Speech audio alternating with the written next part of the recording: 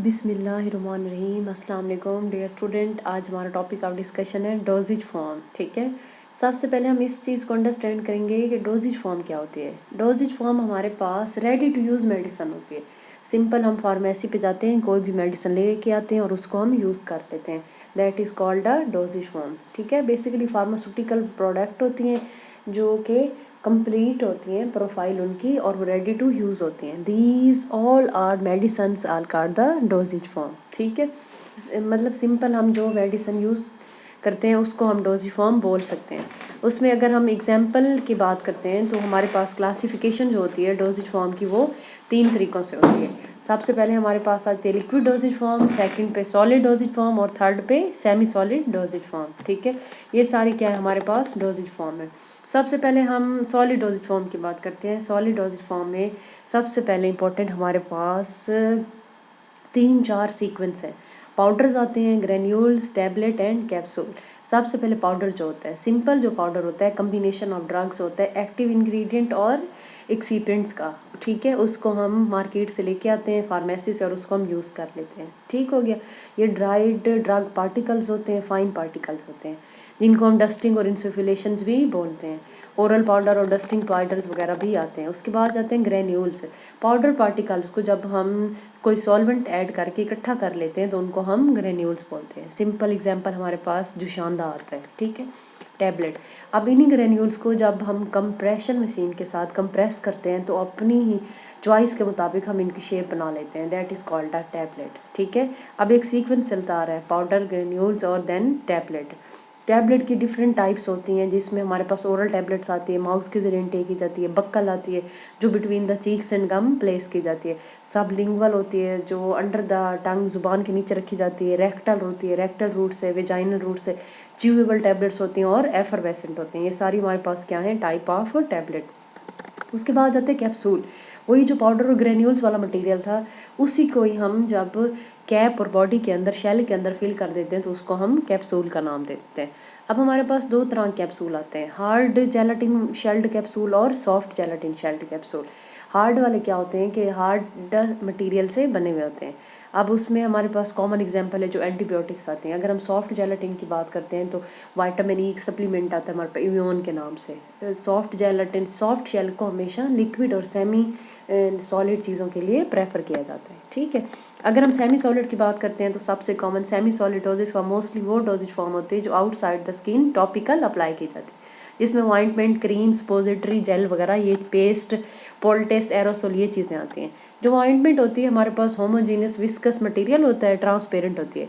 इसको जब हम स्किन पे अप्लाई करते हैं तो ऐसे एब्जॉर्ब नहीं होती, हमें इसके लिए रब करना पड़ता है।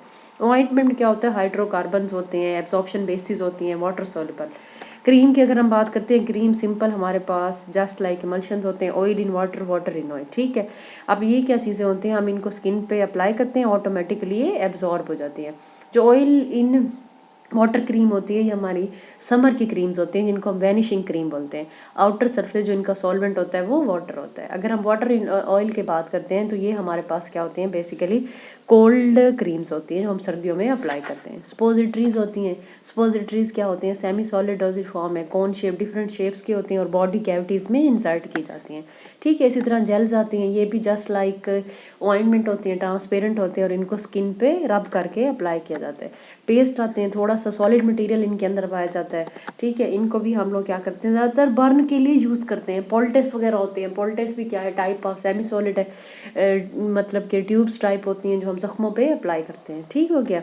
कुछ हमारे पास ट्रांसडर्मल पैचेस आते हैं। ट्रांसडर्मल पैचेस क्या होते हैं, बेसिकली जो आउटसाइड द स्किन टॉपिकल पे पैचेस अप्लाई किए जाते हैं for cure and treatment of disease. इसी तरह हम लिक्विड डोजेज की बात करते हैं। लिक्विड डोजेज जो होती है सबसे इजी इनटेक मेडिसन है जिसमें सॉल्वेंट आ जाते हैं, सिरप आ जाते हैं, एलिक्सर आ जाते हैं, सस्पेंशन, इमल्शन, ये सारी हमारे जितने भी इंजेक्शन हैं ये सारी चीज़ें क्या हैं, part of liquid doses form है। ठीक है, ये यहाँ पे डिफरेंट डोजेज फॉर्म दिखाई हुई हैं। लिक्विड डोजेज फॉर्म की सिरप, एलिक्सर्स वगैरह, लिंकटस वगैरह, पेरेंटल इंजेक्शन वगैरह, सस्पेंशन, इमल्शन, ये सारे।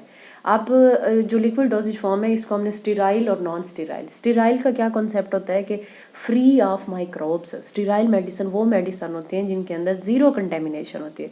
हमारे पास जितने भी इंजेक्शन आते हैं सारे क्या होते हैं, स्टीराइल होते हैं।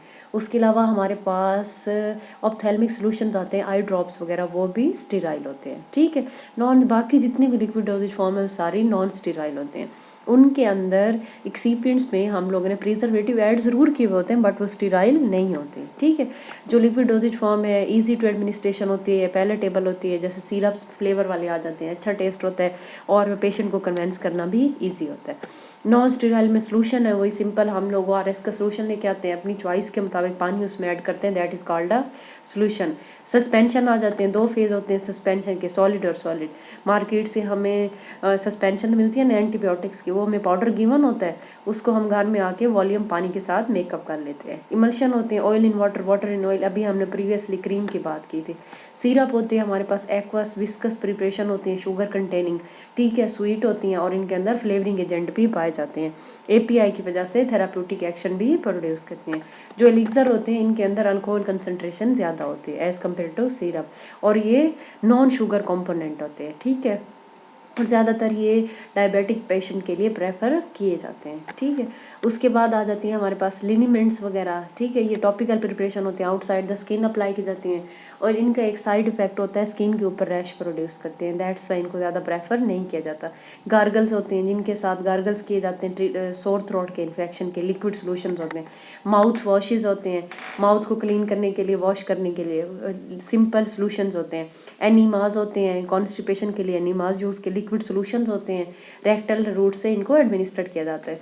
उसके बाद लोशंस वगैरह होते हैं, लोशन वही हमारे पास लिक्विड प्रिपरेशन होते हैं, आउटसाइड द स्किन इनको अप्लाई किया जाता है। स्टेराइल की अगर हम बात करते हैं तो हमने पहले ही बात की थी कि इंजेक्शन होते हैं और हमारे आई ड्रॉप्स वगैरह होते हैं, ठीक है।